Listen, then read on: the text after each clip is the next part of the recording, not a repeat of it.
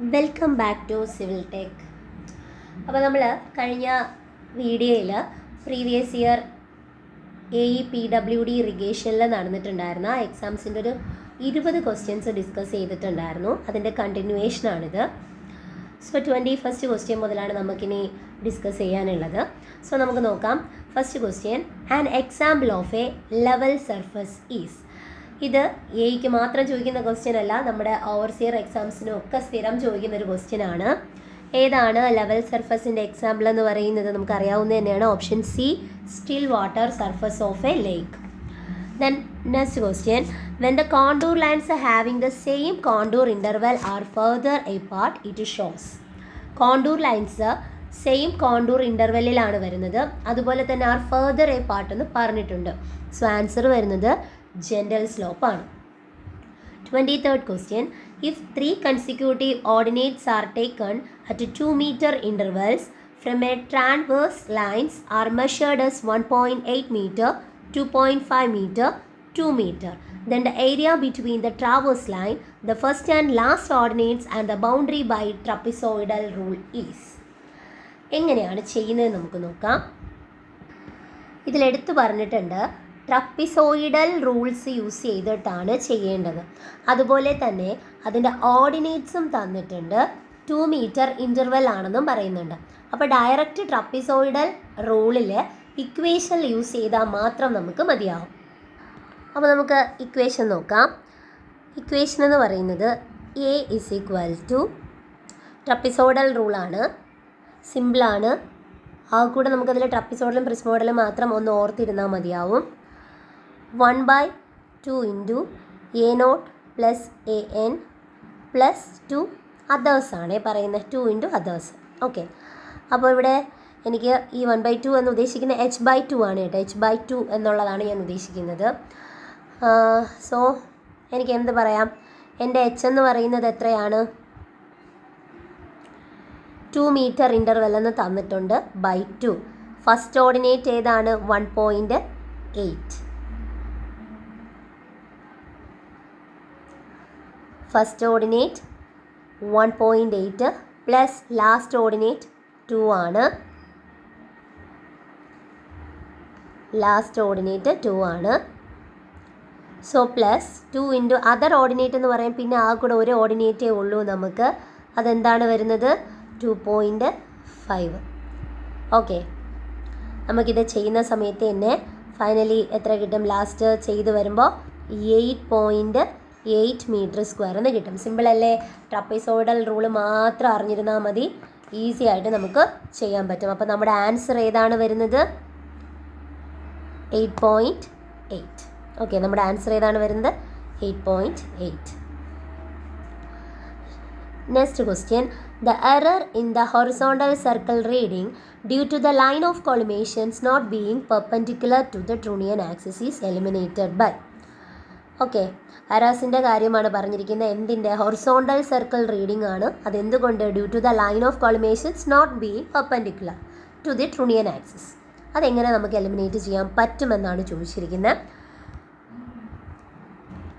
അപ്പോൾ അത് എലിമിനേഷൻ ചെയ്യാൻ വേറൊന്നുമില്ല. നമ്മുടെ ആ ഫേസസിൽ, 2 ഫേസസിൽ നിന്ന് റീഡിങ് എടുത്തു കഴിഞ്ഞാൽ തന്നെ നമുക്ക് ആ എലിമിനേഷൻസ് നമുക്ക് കറക്റ്റ് ചെയ്യാൻ പറ്റും. സോ ഓപ്ഷൻ ബി ആണ് correct answer, taking reading on both the phases. 25th question നോക്കാം. Modern electronic distance measuring instrument work on the principle of measuring. Modern electronic distance measuring instruments എങ്ങനെയാണ്? Phase difference between the transmitted and the reflected electromagnetic വേവ്സിൻ്റെ പ്രിൻസിപ്പിളാണ് use ചെയ്യുന്നത്. Model electronic distance measuring instrument work ചെയ്യുന്നത് എന്തിൻ്റെതിലാണ്? Principle of measuring phase difference between the transmitted and the reflected electromagnetic waves. ശ്രദ്ധിക്കുക, ഈ questions ഒക്കെ ഇനി റിപ്പീറ്റ് ചെയ്ത് വരാനുള്ള ചാൻസസ് കൂടുതലാണ്. Next question, the global positioning system operated by the US Department of Defense uses. ഏതാണ്? ഇതും എന്താണ്? ഓവർസിയറിനൊക്കെ സ്ഥിരം ചോദിക്കുന്ന ക്വസ്റ്റ്യൻ ആണ്. Option D, 24 satellites. Next question, how many modular bricks of size 200 mm, 100 mm are required for 100 cubic meters of masonry work? ശ്രദ്ധിക്കുക 200 mm 100 mm ആണ്. Option C നോക്കുമ്പോൾ നമുക്കിവിടെ നോമിനൽ സൈസ് ആണെങ്കിലും 500 എണ്ണം 1 മീറ്റർ ക്യൂബിൽ കൊള്ളും എന്നുള്ള രീതിയിൽ എടുക്കാം. എന്താണ് 500 എണ്ണം 1 മീറ്റർ ക്യൂബിൽ കൊള്ളും. അപ്പോൾ നമുക്ക് ചോദിച്ചിരിക്കുന്ന 100 അല്ലേ, അപ്പോൾ നമ്മുടെ ആൻസർ എത്രയാണ് വരുന്നത്? 1 മീറ്റർ ക്യൂബിന് 500 ആണെങ്കിൽ 100 ആകുമ്പോൾ 2 0 കൂടി ഇട്ട് കൊടുത്താൽ പോരെ? എത്ര വരും? ഓപ്ഷൻ ബി ആണ് വരുന്നത്. ഓക്കെ, അടുത്ത ക്വസ്റ്റ്യൻ. ഇതൊക്കെ നമ്മൾ സാനിറ്റേഷനിൽ സിമ്പിളായിട്ട് പഠിക്കുന്ന സാധനങ്ങളാണ്. What percentage of the estimated cost of building works is assumed for sanitary and water supply works in the estimate of a building? എത്രയാണ് വരുന്നത്? നമ്മളടുത്ത് ചോദിച്ചിട്ടുള്ളത് ശ്രദ്ധിക്കുക. സാനിറ്ററി വാട്ടർ സപ്ലൈ എന്നാണ്. സോ സാനിറ്ററി വാട്ടർ സപ്ലൈ 8% ആണ് വരുന്നത്. Next question. If L is the length of the reinforcing bar and D is the diameter, the total length of straight bar hooked at both the end is. Okay, ശ്രദ്ധിക്കുക. ഒരെൻഡല്ല പറഞ്ഞിരിക്കുന്ന, 2 എൻഡിലും hook ഉണ്ട് എന്ന് പറഞ്ഞിട്ടുണ്ട്. Straight bar ആണെന്നും പറഞ്ഞിട്ടുണ്ട്. ശ്രദ്ധിച്ചേ, straight bar okay നമുക്ക് എല്ലായിരിക്കും വരുന്നത്. 2 സൈഡിലും ഹൂക്കുണ്ട്. നോർമലി ഒരു ഹൂക്ക് നമ്മൾ 90 ആയിട്ട് എടുക്കുന്നത്. അപ്പോൾ 2 സൈഡിൽ ഹൂക്ക് ഉണ്ടെങ്കിൽ എത്ര വരും? L + 18D ആണ് വരുന്നത്. ഓക്കെ, 8 + 18D ആണ് വരുന്നത്. ഇത് ശ്രദ്ധിക്കുക, ഉറപ്പായിട്ട് അറിഞ്ഞിരിക്കേണ്ട പോർഷനാണ്. ഇതിൽ തന്നെ 1-2 കാര്യങ്ങൾ നമുക്കൊന്ന് നോക്കാം. ഈ ബാറിൻ്റെ കാര്യം, സ്ട്രെയിറ്റ് ബാർ ആണെങ്കിൽ, അതാണ് നമ്മളിപ്പോൾ പറഞ്ഞ കേസ്. സ്ട്രെയിറ്റ് ബാർ ആണെങ്കിൽ എങ്ങനെയായിരിക്കും വരുന്നത്? ഹൂക്കിൻ്റെ ലെങ്ത് 90 ആണ്. ടോട്ടൽ ലെങ്ത് എടുക്കുമ്പോൾ നമുക്ക് വരുന്നത് ഏതാണ്? L + 2 × 9 18D. ഇതാണ് നമുക്കിപ്പോൾ ചോദിച്ച ക്വസ്റ്റ്യൻ്റെ ആൻസർ. അതേസമയം നമുക്കിപ്പോൾ ചോദിക്കുന്ന question hook for vertical close stirrup ആണെന്നിരിക്കട്ടെ. വെർട്ടിക്കൽ ക്ലോസ് സ്റ്റിറപ്പ് ആണെങ്കിൽ അതിൻ്റെ ഒരു ഹൂക്ക് എന്ന് പറയുന്നത് 12D ആണ് വരുന്നത്. ശ്രദ്ധിക്കുക, അതിൻ്റെ ഒരു ഹൂക്ക് 12D. സ്ട്രെയിറ്റ് ബാറിൽ എത്രയായിരുന്നു? ഒരു ഹൂക്ക് 9D, 2 എണ്ണം ചേരുമ്പോൾ 18D. പക്ഷേ വെർട്ടിക്കൽ ക്ലോസ് സ്റ്റിറപ്പിലാണെങ്കിൽ ഒരു ഹൂക്ക് 12D ആണ് വരുന്നത്. അപ്പോൾ ഇതിൻ്റെ ടോട്ടൽ ലെങ്ത് എത്ര വരുമെന്ന് നോക്കാം. ഇത് ഞാൻ L1ഉം ഇത് L2 ആയിട്ടാണ് എടുത്തേക്കുന്നത്. എത്ര L1 സൈഡുണ്ട്? 2 എണ്ണം ഇല്ലേ? അപ്പോൾ 2 × L1 + 2 × L2. 2 സൈഡിലും L2 ഉണ്ട്. ഓക്കെ, ഇതൊരു L1, ഇതൊരു L1, ഇത് L2 അതാ ഉദ്ദേശിച്ചിരിക്കുന്നത്. അപ്പോൾ 2 × L1 + 2 × L2 + 2 × 2 ഹൂക്ക് 2 സൈഡിൽ എടുത്തിട്ടുണ്ട്. അപ്പോൾ 12D × 2. ഇത്രയും ചെയ്യുമ്പോഴാണ് നമുക്ക് എന്ത് വരുന്നത്? ടോട്ടൽ ലെങ്ത് വെർട്ടിക്കൽ സൈഡിൽ വരുന്നത്. അപ്പോൾ 2L1 + 2L2 + 2 × 12D. അതാണ് നമുക്ക് എന്തിൽ വരുന്നത്? വെർട്ടിക്കൽ ആണ് സ്റ്റിറപ്പെങ്കിൽ വരുന്നത്. അത് വെർട്ടിക്കൽ ക്ലോസ്ഡ് ആണെങ്കിലുള്ള കാര്യമാണ് പറഞ്ഞത്. വെർട്ടിക്കൽ ക്ലോസ്ഡ് ആണെങ്കിലാണ് ഈ ഒരു രീതിയിൽ വരുന്നത്. ഇനി വെർട്ടിക്കൽ തന്നെ, പക്ഷെ നമ്മുടെ സ്റ്റിറപ്സ് ഓപ്പൺ ആയിട്ടാണ് ഇരിക്കുന്നത്. ഈ ഫിഗർ കണ്ടില്ലേ? അതുപോലെ ഓപ്പൺ ആയിട്ടാണ് ഇരിക്കുന്നതെന്ന് വിചാരിക്കാം. അപ്പോൾ ഇത് L1 ആണ്, ഇത് L2. അപ്പോൾ 2 L2 കൊണ്ട് ഒരു L1 ഉള്ളൂ. ഇനി ഇങ്ങനെ വരുന്ന കേസിൽ ഒരു ഹൂക്ക് എന്ന് പറയുന്നത് 14D ആണ്. എന്താണ്? ഒരു ഹൂക്ക് എന്ന് പറയുന്നത് 14D ആണ്. അപ്പോൾ ആദ്യം നമ്മൾ സ്ട്രെയിറ്റ് ബാർ പഠിച്ചു. സ്ട്രെയിറ്റ് ബാറിൻ്റെ ഹൂക്ക് എന്ന് പറയുന്നത് 9D ആണ്. രണ്ടാമത് പഠിച്ചത് എന്തായിരുന്നു? നമ്മൾ രണ്ടാമത് വെർട്ടിക്കൽ തന്നെ, പക്ഷേ ക്ലോസ്ഡ് ആയിട്ടുള്ളൊരു സ്റ്റിറപ്പ് ആണെങ്കിൽ അതിൻ്റെ ഹൂക്ക് എന്ന് പറയുന്നത് 12D എന്ന് പഠിച്ചു. ഇപ്പം മൂന്നാമത് നമ്മൾ പറയുന്നത് വെർട്ടിക്കൽ തന്നെ, പക്ഷേ ഓപ്പൺ സ്റ്റിറപ്പാണ്. അങ്ങനെയുള്ളതിൻ്റെ 1 ഹൂക്ക് എന്ന് പറയുന്നത് 14D ആണ്. സോ അപ്പോൾ അവിടുത്തെ ടോട്ടൽ ലെങ്ത് നമുക്ക് ഈസി ആയിട്ട് കാൽക്കുലേറ്റ് ചെയ്തുകൂടെ? കാരണം L1 ഒന്നേ ഉള്ളൂ, + 2 × L2 2 L2 ഉണ്ട്, + 2 സൈഡിൽ ഹൂക്ക് ഉണ്ട് 2 × 14D. ഓക്കെ, അടുത്തത് ബെൻഡപ്പ് ബാർസ്. നമുക്ക് സ്ട്രെയിറ്റ് ബാർ കഴിഞ്ഞാൽ ഏറ്റവും കൂടുതൽ ക്വസ്റ്റ്യൻസ് കണ്ടിട്ടുള്ളത് ബെൻഡപ്പ് ബാർ അല്ലെങ്കിൽ ക്രാങ്ക്ഡ് ബാറിൽ നിന്നാണ്.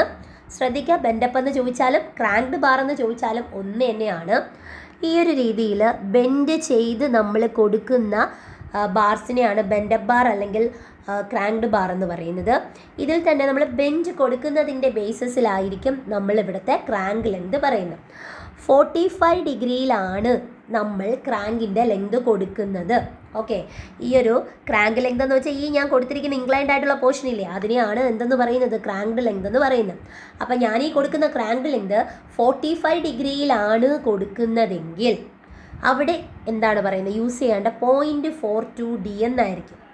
ചില സമയത്ത് നമുക്ക് PSC തന്നെ 0.45D എന്നുള്ളൊരു ഓപ്ഷനും ഒക്കെ കൊടുത്തിട്ടുണ്ട്. ഓക്കെ, 42 ഇല്ലെങ്കിൽ 45 എഴുതാം. അപ്പം 0.42D ആണ് കറക്റ്റ് ആൻസർ. പിന്നെ അതിന് അറൗണ്ട് ആയിട്ടുള്ള വാല്യൂസ് ചിലപ്പം നമ്മുടെ എന്ന് വെച്ചാൽ 42 ഇല്ല എങ്കിൽ ചിലപ്പോൾ ഓപ്ഷനിൽ ഏറ്റവും ആപ്റ്റ് ആയിട്ടുള്ള വാല്യൂ എടുക്കുക. അതാണ് ഈ 0.45 ചോദിച്ച് കണ്ടിട്ടുണ്ട്. ഓക്കെ, അപ്പോൾ 45 ഡിഗ്രി ആണ് ക്രാങ്ക്ഡ് ലെങ്ത് എങ്കിൽ 0.42Dയും 30 ഡിഗ്രി ആണ് ക്രാങ്ക്ഡ് ലെങ്ത് എങ്കിൽ 0.27Dയും കൊടുക്കാം. ശ്രദ്ധിക്കുക, 45 ഡിഗ്രി ആണ് ക്രാങ്ക്ഡ് ലെങ്ത് എങ്കിൽ 0.42Dയും 30 ഡിഗ്രി ആണ് ക്രാങ്ക് ലെങ്ത് എങ്കിൽ 0.27Dയും ആണ് നമ്മൾ കൊടുക്കേണ്ടത്. ഓക്കെ, പിന്നെ 0.27 ഇല്ല എങ്കിൽ ഈ ഒരു സംഭവം 0.30 ഒക്കെ മുന്നേ പ്രീവിയസ്ലി PSC ചോദിച്ചിട്ടുണ്ട്. അതാണ് ഈ ഹൈലൈറ്റ് ചെയ്തേക്കുന്നത്. അപ്പോൾ ഞാൻ ഒന്നുകൂടെ പറയാം. നമ്മൾ പറഞ്ഞത് ഏതൊക്കെയായിരുന്നു? സ്ട്രെയിറ്റ് ബാർ പറഞ്ഞു, L+18D. അതുപോലെ തന്നെ ഹൂക്കിൻ്റെ ആണ് ഏറ്റവും ഇമ്പോർട്ടൻറ്റ്. ഒന്ന് 9D ആണ്. രണ്ടാമത് വെർട്ടിക്കൽ സ്റ്റിറപ്സ് തന്നെയാണ്. വെർട്ടിക്കൽ സ്റ്റിറപ്സ് തന്നെ ക്ലോസ്ഡ് ആണെങ്കിൽ അതിൻ്റെ ഹൂക്ക് ലെങ്ത് എത്രയാണ്? 12D ആണ്. അതുപോലെ തന്നെ ഓപ്പൺ ആണെങ്കിൽ 14D ആണ്. പിന്നെ പറഞ്ഞ ബെൻഡപ്പ് ബാർസ് അതിൻ്റെ ക്രാങ്ക് ബാർസ് എന്ന് പറയാം. അതിൻ്റെ ആംഗിൾസ് ബേസ് ചെയ്തിട്ടാണ് എത്രയാണെന്ന് പറയുന്നത്. 45 ഡിഗ്രി ആണെങ്കിൽ 0.42Dയും അതുപോലെ 30 ഡിഗ്രി ആണെങ്കിൽ 0.27Dയും ആണ് പറയുന്നത്. D എന്താണെന്ന് വെച്ചാൽ ഈ ഒരു ഡിസ്റ്റൻസിനെയാണ് നമ്മൾ D എന്ന് പറയുന്നത്. ഇനി ഇതിൽ തന്നെ ഓവർലാപ്പ് ചെയ്ത് വരുവാണെങ്കിൽ ഓവർലാപ്പിന് ലെങ്ത് ഓഫ് ഓവർലാപ്പ് എന്ന് പറഞ്ഞാൽ നോർമലി 40D to 45D ആണ് എടുക്കുന്നത്. 40D to 45D. ഇനി ഇതിൻ്റെ വരുന്ന സമയത്ത് ഒരു ഹൂക്ക് എന്ന് പറഞ്ഞാൽ 9D തന്നെയാണ് എടുക്കുന്നത്. അപ്പോൾ ടോട്ടൽ ലെങ്ത് എടുക്കുമ്പോൾ ഈ പറയുന്ന പോലെ 40D to 45Dക്ക് ഇടയിലുള്ളൊരു വാല്യൂ കാണും, പ്ലസ് രണ്ട് സൈഡിലെയും ഹൂക്ക് കാണും. അപ്പോൾ 2 × 9D എന്ന് വെച്ചാൽ 18D. ഇതാണ് ടോട്ടൽ ലെങ്ത് ഓഫ് ലാപ്പ് വരുന്നത്. ഈ ക്വസ്റ്റ്യൻ കുറച്ച് ഡീറ്റെയിൽ ആയിട്ട് പറയാൻ കാരണം മിക്കവാറും ഒക്കെ ഈ സ്ട്രെയിറ്റ് ബാറും ചോദിക്കും. അതല്ല എങ്കിൽ ക്രാങ്ക്ഡ് അല്ലെങ്കിൽ നമ്മുടെ ബെൻഡപ്പ് ബാർ ചോദിക്കാറുണ്ട്. അതുകൊണ്ടാണ് ഒന്ന് എക്സ്പ്ലെയിൻ ചെയ്തത്. ഓക്കെ, അടുത്ത ക്വസ്റ്റ്യൻ നോക്കാം. അടുത്ത ക്വസ്റ്റ്യനൊക്കെ സ്ഥിരമായിട്ട് ചോദിക്കുന്ന ക്വസ്റ്റ്യൻ തന്നെയാണ്. A construction equipment was purchased for ₹2 lakh. If the useful life is estimated as 5 years, find the percentage of average annual cost of the equipment to the original cost assuming no scrap value. Okay, options തന്നിട്ടുണ്ട് 60, 50, 20, 40. Okay, അപ്പോൾ ഇതെങ്ങനെ ചെയ്യാമെന്ന് നോക്കാം. സിമ്പിളായിട്ട് ചെയ്യാൻ പറ്റുന്നൊരു ക്വസ്റ്റ്യനാണ്. Okay, ആദ്യം നമുക്ക് എന്ത് ചെയ്യണം? ആവറേജ് ആനുവൽ കോസ്റ്റ് കണ്ടുപിടിക്കും. Average annual cost. Average annual cost എന്ന് പറഞ്ഞാൽ എന്താണ്? കണ്ടുപിടിക്കുന്നത് എങ്ങനെയാണ്? ഒറിജിനൽ കോസ്റ്റ് ബൈ അതിൻ്റെ യൂസ്ഫുൾ ലൈഫ്. ഓക്കെ, ഇത് ശ്രദ്ധിക്കുക. ഇനിയും ഇതുപോലെയുള്ള ക്വസ്റ്റ്യൻസ് ഒക്കെ വരാം. അപ്പോൾ ആവറേജ് ആനുവൽ കോസ്റ്റ് ആണ് കണ്ടുപിടിക്കേണ്ടത്. അതിന് വേണ്ടിയിട്ട് original cost by useful life ചെയ്താൽ മതിയാവും. ഇവിടെ ഒറിജിനൽ കോസ്റ്റ് പർച്ചേസ് ചെയ്ത കോസ്റ്റ് അവിടെ തന്നിട്ടുണ്ട്. എത്രയെന്നാണ് പറഞ്ഞേക്കുന്നത്? 2 lakh ആണ്. അതിൻ്റെ യൂസ്ഫുൾ ലൈഫ് എന്ന് പറയുന്നത് 5 years എന്നും തന്നിട്ടുണ്ട്. സോ അപ്പോൾ നമുക്ക് ഈസി ആയിട്ട് ചെയ്തുകൂടെ? ഒറിജിനൽ കോസ്റ്റ് എന്ന് പറയുന്നത് 2 lakhഉം യൂസ്ഫുൾ ലൈഫ് എന്ന് പറയുന്നത് 5 yearഉമാണ്. സോ നമുക്ക് എത്രയാണ് ആൻസർ കിട്ടുന്നത്? 40,000 എന്ന് കിട്ടും. അപ്പോൾ ആവറേജ് ആനുവൽ കോസ്റ്റ് കിട്ടി. ഇനി നമ്മുടെ ക്വസ്റ്റ്യനിൽ പറഞ്ഞിരിക്കുന്നത് find the percentage of average annual cost ആണ്. പെർസെൻറ്റേജ് ആണ് കണ്ടുപിടിക്കാൻ പറഞ്ഞിരിക്കുന്നത്. Okay, percentage of annual average cost. അപ്പോൾ അതെങ്ങനെ കണ്ടുപിടിക്കും? നമുക്കിപ്പോൾ ആവറേജ് ആനുവൽ കോസ്റ്റ് കിട്ടി. ഇനി അതിൻ്റെ പെർസെൻറ്റേജ് കണ്ടുപിടിക്കാൻ വേണ്ടിയിട്ട് ഇപ്പം കിട്ടിയ ആവറേജ് ആനുവൽ കോസ്റ്റ് ബൈ നമുക്കുള്ള ഒറിജിനൽ കോസ്റ്റ് ചെയ്യാം. ഓക്കെ, പെർസെൻറ്റേജ് ആയതുകൊണ്ട് × 100. അപ്പോൾ എങ്ങനെ വരും? ആവറേജ് ആനുവൽ കോസ്റ്റ് എന്ന് പറയുന്നത് നമുക്ക് കിട്ടിയത് 40,000 ആണ്. ഒറിജിനൽ കോസ്റ്റ് എന്ന് പറയുന്നത് 2 lakh ആണ് വരുന്നത്. സോ നമുക്കെല്ലാം ചെയ്ത് ഫൈനലി കിട്ടുന്നത് 20% ആണ്. സിമ്പിളായിട്ട് ചെയ്യാൻ പറ്റുന്ന ഒരു ക്വസ്റ്റ്യൻ ആണ്. ശ്രദ്ധിക്കുക, ആദ്യം ഇങ്ങനെ ഒരു ക്വസ്റ്റ്യൻ വന്നു കഴിഞ്ഞാൽ ആവറേജ് ആനുവൽ കോസ്റ്റ് കണ്ടുപിടിക്കുക. ആവറേജ് ആനുവൽ കോസ്റ്റ് കണ്ടുപിടിക്കാൻ ഒറിജിനൽ കോസ്റ്റ് ബൈ യൂസ്ഫുൾ ലൈഫാണ്. അവിടെ നിന്ന് ആവറേജ് ആനുവൽ കോസ്റ്റ് കിട്ടും. ഇനി പെർസെൻറ്റേജ് കണ്ടുപിടിക്കാൻ വേണ്ടി average annual cost by original cost × 100 ചെയ്താൽ മതി. സോ നമുക്ക് എത്രയാണെന്ന് ആ പെർസെൻറ്റേജ് കിട്ടും. അപ്പോൾ നമ്മുടെ ആൻസർ എന്തെന്നാണ് വന്നത്? 20% എന്നാണ് വന്നത്. അടുത്തത് permissible moisture content in timber doors or thickness 50 mm and above in zone 4. Zone 4ൻ്റെ കാര്യമാണ് ചോദിച്ചേക്കുന്നത്. ഓക്കെ, അപ്പോൾ ഇതിൻ്റെ ആൻസർ എന്ന് പറയുന്നത് 16% ആണ് വരുന്നത്. അപ്പോൾ ഇതും ഒന്ന് നമുക്ക് അറിഞ്ഞിരിക്കണം. ഇപ്പോൾ നമ്മൾ സോൺ 4 ആണ് ചോദിച്ചെങ്കിൽ ചിലപ്പോൾ അടുത്ത് സോൺ 1 ആയിരിക്കാം ചോദിക്കുന്നത്, അല്ലെങ്കിൽ 50 mm കുറവാണെങ്കിലുള്ളതായിരിക്കാം ചോദിക്കുന്നത്. നോർമലി നമ്മുടെ ടിമ്പറിൽ ഹ്യൂമിഡിറ്റി ബേസിസിൽ, എന്തിൻ്റെ ബേസിസിലാണ്? ഹ്യൂമിഡിറ്റി ബേസിസിൽ 4 സോണായിട്ട് തിരിച്ചിട്ടുണ്ട്. Okay, zone 1, zone 2, zone 3, zone 4.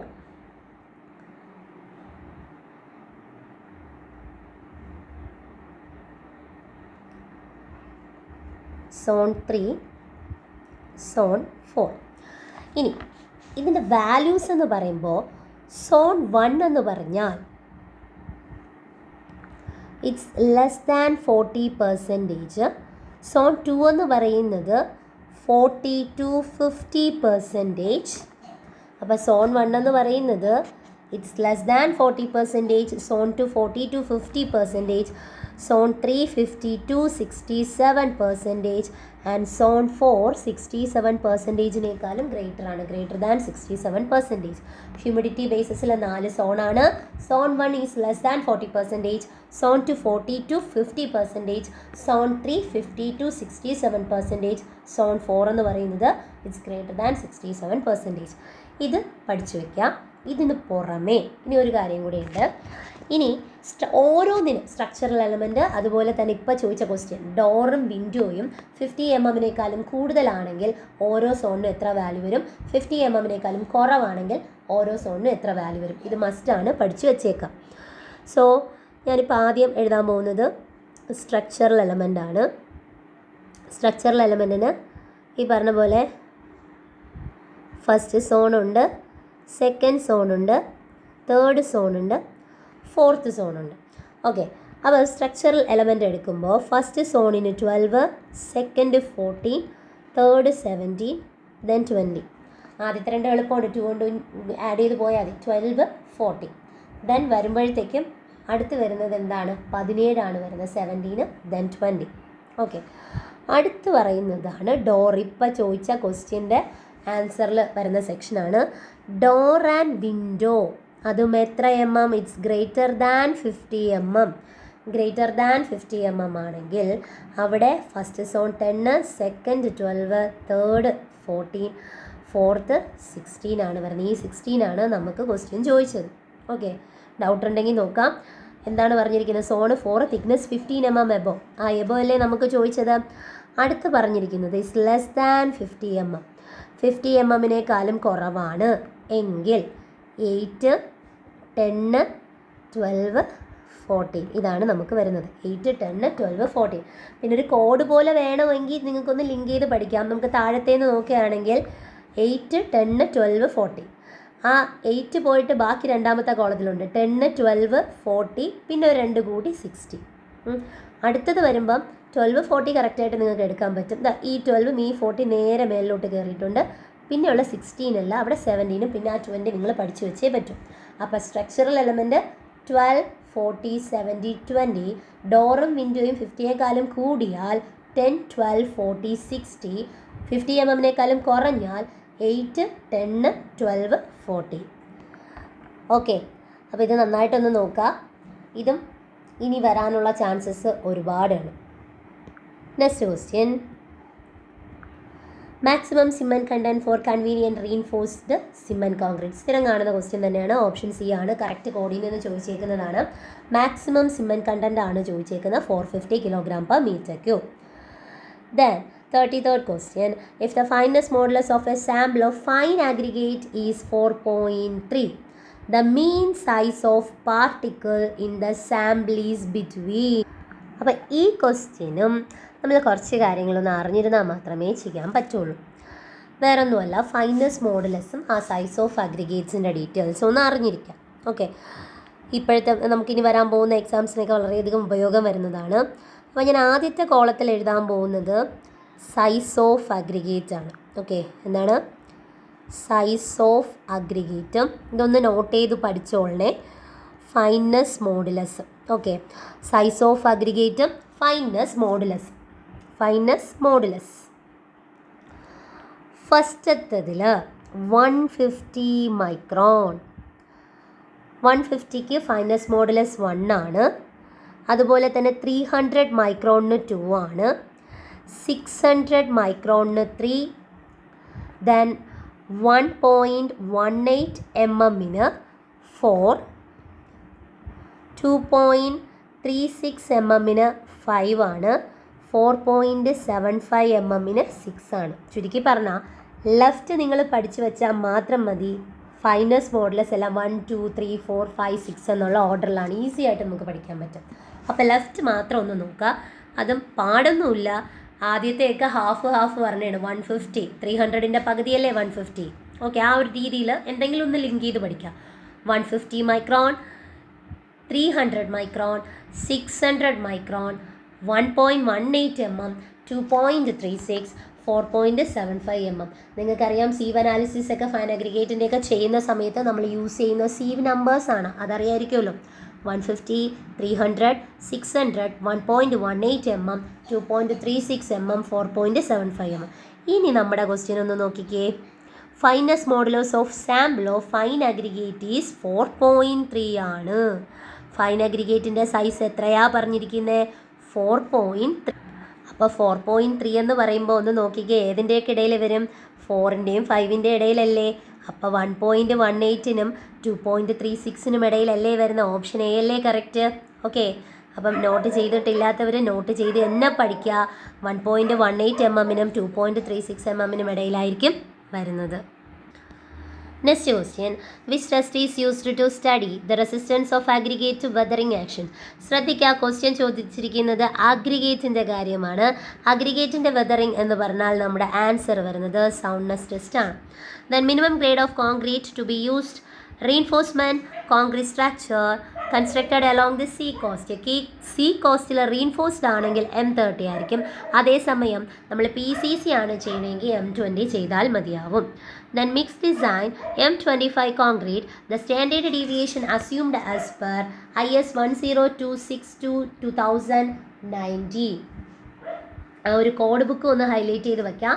IS 10262/2019. ഇത് പ്രകാരം സ്റ്റാൻഡേർഡ് ഡീവിയേഷൻ എത്ര എന്നുള്ള കാര്യമാണ് നമുക്ക് ചോദിച്ചേക്കുന്നത്. അപ്പോൾ സ്റ്റാൻഡേർഡ് ഡീവിയേഷൻ ഇതിലിപ്പം M25ൻ്റെ മാത്രമേ നമുക്ക് അറിയാൻ പറ്റുള്ളൂ. അപ്പോൾ നമുക്ക് ആദ്യം സ്റ്റാൻഡേർഡ് ഡീവിയേഷൻസ് ഒന്ന് നോക്കാം, എന്നിട്ട് ഇതിൻ്റെ ആൻസറിലോട്ട് പോവാം. അതായിരിക്കും ബെറ്റർ. അപ്പോൾ ഈ M25 മാത്രം പഠിച്ചിട്ട് കാര്യമില്ല, കാരണം അടുത്ത എക്സാമിന് ചിലപ്പം വരുന്നത് M10 15 ഒക്കെ ആയിരിക്കാം. സോ അപ്പം എത്രയാണ് വരുന്നത് നമുക്ക് നോക്കാം. M10നും M50ക്കും സ്റ്റാൻഡേർഡ് ഡീവിയേഷൻ എന്ന് പറയുന്നത് 3.5 ആണ്. അതേസമയം M20ക്കും M25നും വരുന്നത് 40 ആണ്.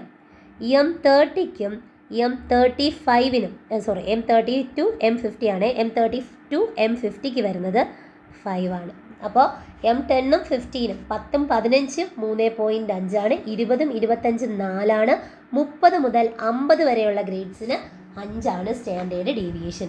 ഇനി നോക്കിക്കേ നമ്മുടെ ആൻസർ എന്താണെന്ന്. നമുക്ക് M25 അല്ലേ ചോദിച്ചേക്കുന്നത്. സോ M25ൻ്റെ ആൻസർ എത്രയായിരുന്നു? 4. ഓക്കെ, അപ്പം നമ്മുടെ ആൻസർ 4 ആണ് വരുന്നത്. ഇത് ഡയറക്റ്റ് കോഡ് ബുക്കിൽ നിന്നുള്ള ക്വസ്റ്റ്യൻ ആണ്. അപ്പോൾ അതിലിന് ഡൗട്ടൊന്നും തോന്നേണ്ട ആവശ്യമില്ല. ഇനിയും കോഡ് ബുക്കിൽ നിന്നുള്ള ക്വസ്റ്റ്യൻസ് നമുക്ക് പ്രതീക്ഷിക്കാവുന്നതാണ്. അപ്പോൾ നെക്സ്റ്റ് ക്വസ്റ്റ്യനിലോട്ട് പോവാം. As per IS guidelines for underwater concreting, the water cement ratio shall not exceed. Option A ആണ്.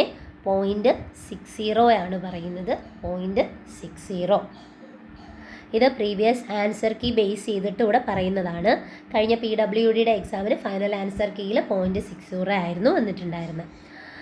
അടുത്തത് the lower half portion of an arch between the crown and skew back. Already അറിയാവുന്നതാണ്, skew ബാക്കിനും ക്രൗണിനും ഇടയിലുള്ള പോർഷനെ നമ്മൾ പറയുന്നത് haunch. Next, which of the following type of door can allow air circulation and privacy even when it is closed? Close ചെയ്യുന്ന സമയത്ത് പ്രൈവസിയും അതുപോലെ തന്നെ എയർ സർക്കുലേഷൻസും ഒരുപോലെ കിട്ടുന്ന ഡോർ ഏതാണ്? ശ്രദ്ധിക്കുക, പ്രൈവസിന്ന് എടുത്ത് പറയുന്നുണ്ട്. അപ്പോൾ പ്രൈവസിന്ന് എടുത്ത് പറയുന്നതുകൊണ്ട് തന്നെ ഏതാണ് നമുക്ക് വരുന്നത്? ലൂവേർഡാണ്. ലൂവേർഡ് ഡോറ് അടച്ചിട്ടിരുന്നാൽ നമുക്ക് പ്രൈവസിയും കിട്ടും, അതുപോലെ തന്നെ എയർ സർക്കുലേഷനും കിട്ടും. ലൂവേർഡ് എന്താണെന്ന് അറിയാമല്ലോ, നമ്മൾ ചെറിയൊരു ഇൻക്ലിനേഷൻ ആ ലൂവേഴ്സൊക്കെ വെച്ച് പ്ലേസ് ചെയ്ത് കൊടുക്കുന്നത്. ലൂവർ എന്ന് പറഞ്ഞാൽ എന്താണ്? നമ്മൾ ഇൻക്ലിനേഷനിൽ കട്ട് ചെയ്തെടുക്കുന്ന ആ ഒരു തടി പീസിനെയാണ് ലൂവർ എന്ന് പറയുന്നത്. അപ്പോൾ അത് വെച്ച് ചെയ്യുന്നതിന് ഡോറും ഉണ്ട്, വിൻഡോയും ഉണ്ട്. അതാണ് ലൂവേർഡ് ഡോറും ലൂവേർഡ് വിൻഡോയും. എയർ സർക്കുലേഷൻസും കിട്ടും, എന്നാൽ നമുക്ക് പ്രൈവസിയും നല്ല രീതിയിൽ കിട്ടുന്നൊരു ഡോറാണ് ലൂവേർഡ് ഡോർ. അടുത്ത 14th ക്വസ്റ്റ്യനിലോട്ട് പോവാം. Floor area ratio. നോർമലി FARൻ്റെ ഫുൾ ഫോം ഒക്കെ ചോദിക്കാറുണ്ട്. അതുപോലെ തന്നെ ഫ്ലോർ ഏരിയ റേഷ്യോ എന്താണെന്ന് നോക്കാം. ഈ താഴെ തന്നിരിക്കുന്ന എക്സ്പ്ലനേഷനിൽ ഏറ്റവും ബെസ്റ്റ് ഓപ്ഷൻ ഏതാണെന്ന് നോക്കാം. The ratio of floor area inclusive of all floors to the area of plot on which building stands, the ratio of open spaces to the area of plot on which building stands. ഇപ്പോൾ ഇത് തെറ്റാണെന്ന് എന്തായാലും മനസ്സിലായി. ആദ്യത്തേത് കറക്റ്റാണ്. The ratio of total area of the location to the area of plot on which building stands, ഇതും correct അല്ല. The area of plot on which building stands. അപ്പോൾ നമ്മുടെ ഓപ്ഷൻ ഏതാണ് വരുന്നത്? നമുക്ക് വരുന്ന കറക്റ്റ് ആൻസർ എന്ന് പറയുന്നത് ഓപ്ഷൻ എ ആണ്. The ratio of floor area inclusive of all the floors to the area of plot on which building stands. Then 41st question. Which arrangement is used for preventing the slip of earth in foundation trenches when excavation is carried out in moderately firm ground and the depth of excavation does not exceed 2 meters? ശ്രദ്ധിക്കുക, does not exceed 2 meter ആണ്. Option A ആണ് വരുന്നത്. Stay bracing. എന്താണ്? Option A stay bracing. ശ്രദ്ധിക്കുക, it's do not exceed 2 meter. Next question.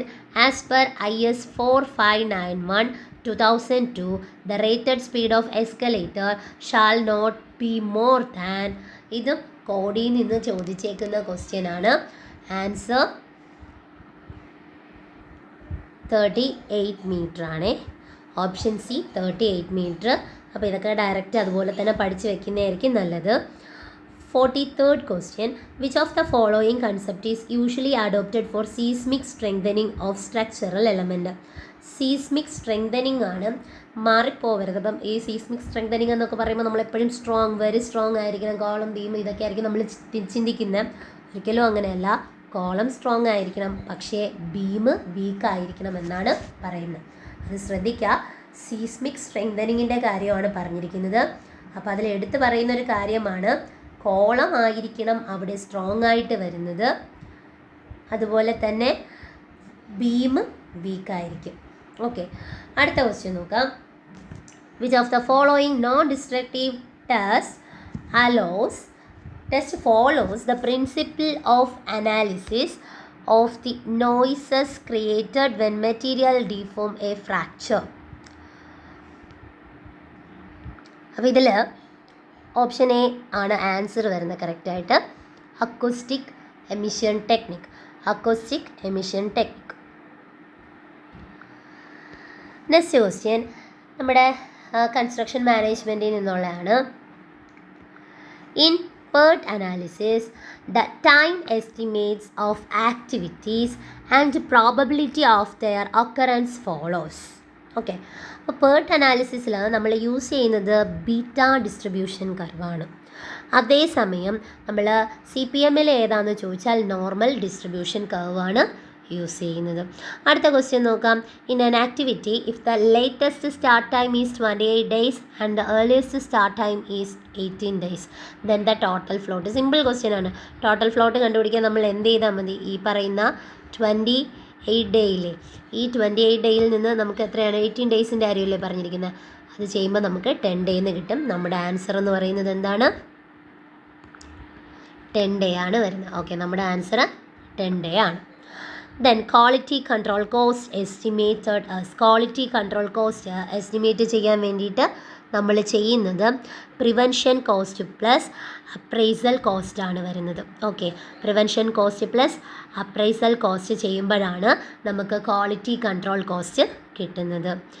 When shall be the minimum distance of power line from any components of scaffolding. ഇതും code base ചെയ്ത് വന്നിരിക്കുന്ന question ആണ്.